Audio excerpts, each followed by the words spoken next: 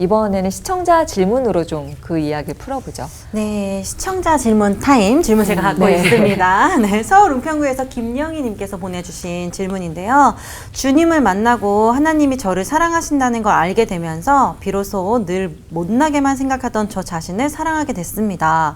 그런데 어느 날부턴가 하나님을 잊고 저 자신만 생각하는 저를 보면서 내가 처음으로 주님과 동행하고 있나 하는 의문이 들었어요. 어떻게 하면 하나님을 더 사랑할 수 있을까요? 하고 질문 주셨습니다. 목사님, 네. 예, 은평구에서 태어난 제가 네, 동네 주민분께 네, 이렇게 예. 시작을 했는데 네. 그 자녀가 성장하면서 엄마 사랑해 아빠 사랑해 하거든요. 네. 근데 이제 성장 발달의 어떤 그 기준에 따라서 그 사랑이 달라져요. 그러니까 철이 덜 들었을 때는 엄마 아빠 사랑 안 하는 건 아닌데 자기를 더 많이 사랑하죠. 근데 이제 철이 들고 나면 엄마 아빠에게 온전한 효도를 하는 때가 오거든요. 저는 우리의 신앙도 발달한다고 보고 있고 이미 제임스 파울러가 신앙에도 이제 발달 단계가 있다고 이미 이야기를 했기 때문에 저는 우리 이 은평구에서 보내주신 이 김영희 씨가 이미 지금 우리 목사님이 다 말씀을 하셨어요. 그래서 저는 기도할 때 하나님의 사랑이 부어지는 걸 경험해라. 또 말씀 묵상에 대하여 말씀하셨고 역시 이 조 목사님도 말씀 묵상과 기도에 대하여 언급해 주시면서 그럴 때 이미 주님의 응답이 오지 않느냐. 그러니까 어떤 왕도가 있는 것 같지는 않아요. 신앙생활이라고 하는 것은 어떤 왕도가 있고 특별한 비법이 있는 게 아니고 어떻게 하면 더 사랑할 수 있는가? 일단 말씀 묵상과 기도 외에는 다른 이유가 없느니라. 예. 다른 이유가 한 가지. 네, 솔직한데요. 네. 네, 은평구 옆에서 목회하시는 네, 네, 옆에서 그 이제 예수님께서 그런 말씀하셨거든요. 나를 사랑하는 자는 내 계명을 지킬 것이다. 그런데 그 예수님의 계명이 요한복음 이제 13장과 15장에서 굉장히 강렬하게 나타나는 것이 뭐냐면 내가 너희를 사랑한 것처럼 너희도 서로 사랑하라. 그러니까 이 질문은 굉장히 지금 의미 있는 질문이에요. 왜냐하면 지금 이게 말씀하신 대로 신앙이 성장하니까 이 질문이 생기거든요. 그쵸, 신앙의 맞아요. 초기에는요. 하나님께 사랑받는 데만 관심이 있지 내가 하나님 얼마나 사랑하고 있는가에 대한 생각이 없어요. 그런데 김환아 목사님 말씀대로 지금 굉장히 신앙이 성숙하고 있는 증거지 지금 본인이 생각하면 염려할 일이 아니라 오히려 지금 기뻐할 일인 것 같아요. 왜냐하면 나는 어떻게 하면 하나님을 사랑할까? 이게 굉장히 성숙해 가는 과정이죠.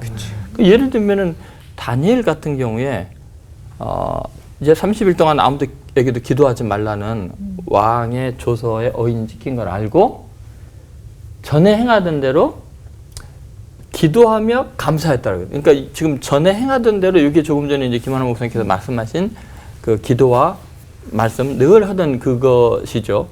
그런데 그 다음이 문제예요.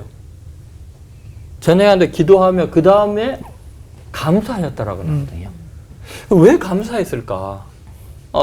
이 절망적인 상황인데 이제 사자의 굴에 던져서 밥이 될 상황인데 감사한 이유가 뭘까? 그게 여태까지 다니엘은 포로로 잡혀와서 그냥 복만 받은 거예요. 하나님께서 높여주시고 세워주시고 그 위기에서 건져주시고 그런데 그 절망적인 상황에서 위기의 순간에 하나님께 내가 사랑한다는 걸 스스로 확인할 수 있는 기회를 붙잡은 거예요. 절망 속에서. 내가 사자굴에 던져줘도 내 하나님과의 교제를 포기하지 않겠다는 정말 절호의 하나님을 사랑한다는 고백이 가능한 건데 이거 인위적으로 자기가 만든 게 아니죠. 그러니까 이 질문하신 분의 삶 속에서 때로는 위기의 상황을 잘 활용하라고 말하고 싶어요.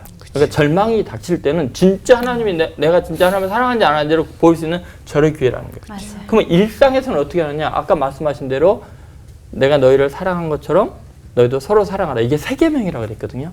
그러면 하나님의 계명을 지키는 게 하나님을 사랑하는 건데 이웃을 사랑하는 것이 하나님을 사랑하는 거예요.